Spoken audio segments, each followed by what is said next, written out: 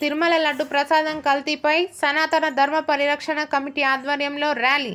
తిరుమలలో ప్రపంచ ప్రఖ్యాతిగాంచిన లడ్డూ ప్రసాదాన్ని అపవిత్రం చేసిన వారందరినీ కఠినంగా శిక్షించాలని, ఇక నుండి దేవాలయాల దగ్గర ఎలాంటి అపచారాలు జరగకుండా తప్పుడు పనులు చేసే వారిపై వెంటనే శిక్షలు విధించేలా, దేవాలయంలో పనిచేసే ఏ స్థాయి ఉద్యోగినైనా హిందువు మాత్రమే అయి ఉండేలా, అన్య మతస్థులు ఉంటే వెంటనే ఉద్యోగం నుండి తొలగించాలని సనాతన ధర్మ పరిరక్షణ కమిటీ ఆధ్వర్యంలో నేడు నాగర్ కర్నూలు జిల్లా కేంద్రంలోని శ్రీ వాసవి కన్యకా పరమేశ్వరి దేవాలయం నుండి హౌసింగ్ బోర్డులోని గోవింద క్షేత్రం వరకు కోలాటం మరియు భజనలతో ర్యాలీ నిర్వహించారు.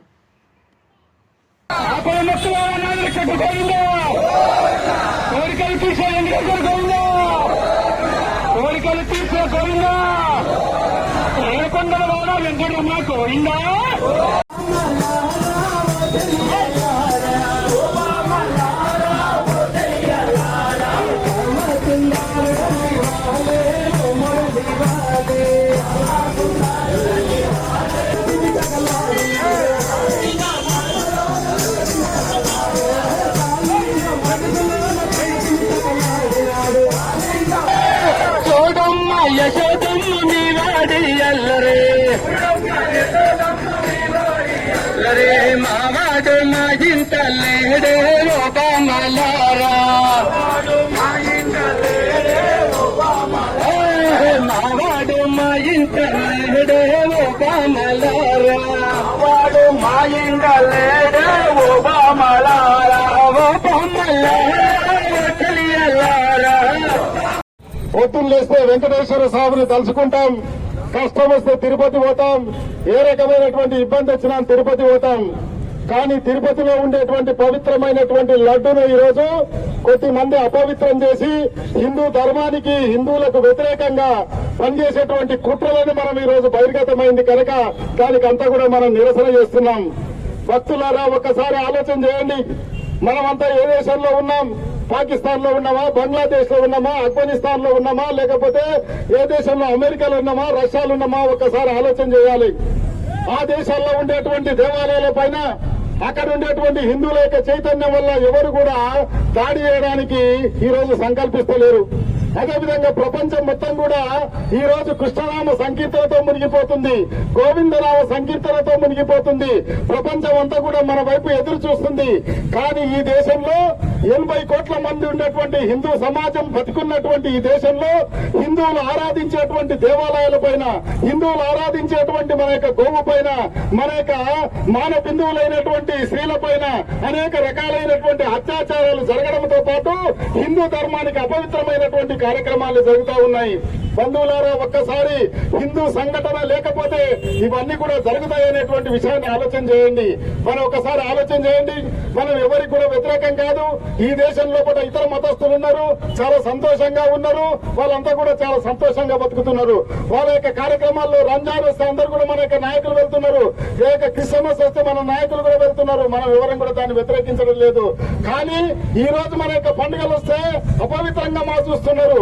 మన పండుగల విషయంలో కూడా వాటిపైన అపసవ్యంగా మాట్లాడుతున్నారు. ఒక్కసారి ఆలోచన చేయండి. మొన్ననే వినాయక చవితి వెళ్ళిపోయింది. వినాయక చవితి సందర్భంగా టీవీలో చర్చలు జరుగుతాయి. చర్చల్లో ఒకటి ఏం మాట్లాడతారంటే ప్రకృతి కలుషితమైతుంది, నీరు కలుషితమైతుంది, లేకపోతే ఇంకో రకమైనటువంటి కలుషితమైతుంది. అదే టీవీలు మనం వింటున్నాం. కానీ ఎవడం కూడా ధైర్యం చేసి ఆ చర్చ జరిగేటువంటి వాడిపైన వ్యతిరేకించేటువంటి భావన మన లోపల లేదు ఈరోజు. కనుక హిందూ సమాజం ఒకవేళ సంఘటితమైతే, హిందూ సమాజం చైతన్యవంతమైతే ఈ దేశంలో కూడా హిందూ వైపు కన్నెత్తి చూడడానికి కూడా ఎవరు కూడా సాహసించరు. కాబట్టి మనం అంతా కూడా మనం ఒక్కటే ఒక విషయం ఆలోచన చేయాలి. మన లోపల అన్ని కూడా కులాలు ఉండొచ్చు, మన లోపల అంతరాలు ఉండొచ్చు, మన లోపల పార్టీలు ఉండొచ్చు. కానీ ఒకటే గడప లోపల మన యొక్క కులం, గడప దానితో మన అంతా కూడా హైందవులు అనేటువంటి విషయాన్ని ఆలోచించాలి. కాబట్టి మన యొక్క కులాచారాలు పాటిస్తున్నాము. ఒకవేళ మన యొక్క పార్టీ లోపలికి మనం వెళ్తున్నాము, మీ పార్టీ జెండా పట్టుకున్నాడు, మీ పార్టీ మీటింగ్ వెళ్ళినాడు, మీ నాయకుడు మీకు ఆదేశిస్తున్నాడు, మీ పార్టీ యొక్క నాయకుడు. కానీ హిందూ ధర్మానికి అపచారం కలిగినాడు. హిందూ ధర్మ విషయంలో పట, దేవాలయ విషయంలో పట, ధర్మ విషయంలో పట పార్టీల జెండాలు పక్కకు పెట్టి, ఎజెండాలు పక్కకు పెట్టి మనం ఈ యొక్క హిందూ ధర్మం కొరకు పోరాడాలి. దాని కొరకు మనం అంతా కూడా కట్టుబడి ఉండాలి. మిత్రులారా, ఒక్కసారి ఆలోచన చేయండి. ఏ దేశంలో అయితే హిందువులు సన్నగిల్లారో, పాకిస్తాన్ లో కూడా హిందువులు సన్నగిల్లారు, బంగ్లాదేశ్ లో కూడా హిందువులు సన్నగిల్లారు, ఆఫ్ఘనిస్తాన్ లో కూడా హిందువులు లేరు. అక్కడ ఉండేటువంటి హిందువుల యొక్క మైనార్టీస్ యొక్క పరిస్థితి ఏంది? మొన్న బంగ్లాదేశ్ అల్లర్లో పట అక్కడ ఉండేటువంటి దేవాలయాలను కూడా కొట్టారు, హిందువులను అవమానపరిచారు, స్త్రీలను ఎత్తుకోపోయారు. ఇస్కాన్ లాంటి కృష్ణ భక్త సమాజాన్ని పైన అనేక రకమైనటువంటి దాడులు చేశారు. కారణం ఏంటి? హిందూ సంఘటనలు లేకపోవడము, హిందువులు అక్కడ జనాభా తక్కువ ఉండడము. పాకిస్తాన్ లో కూడా వేలాది దేవాలయాలు కూలగొడుతున్నారు. అక్కడ ఉండేటువంటి వాళ్ళందరూ కూడా మతం మార్చారు. అక్కడ ఉండేటువంటి వాళ్ళు హిందువులు ఈ రోజు బిక్కుమని బతుకుతున్నారు. కారణం ఏంటంటే హిందూ జనాభా తగ్గినందువల్ల కారణము. భక్తులారా, ఒక్కసారి ఆలోచన చేయండి. భారతదేశంలో ఇలాంటి పరిస్థితి ఉంటే, ఈ రకమైనటువంటి హిందూ సంఘటన లేకపోతే, మనమంతా కూడా జాగృతం కాకపోతే, మన సమాజం కొరకు మనం నిలబడకపోతే, మన ధర్మం కొరకు మనం నిలబడకపోతే, నేను హిందువులని గర్జించకపోతే, మనమంతా కూడా పూర్తిగా అపచారంలోకి వెళ్లిపోతాం. మన ధర్మం అనేటువంటి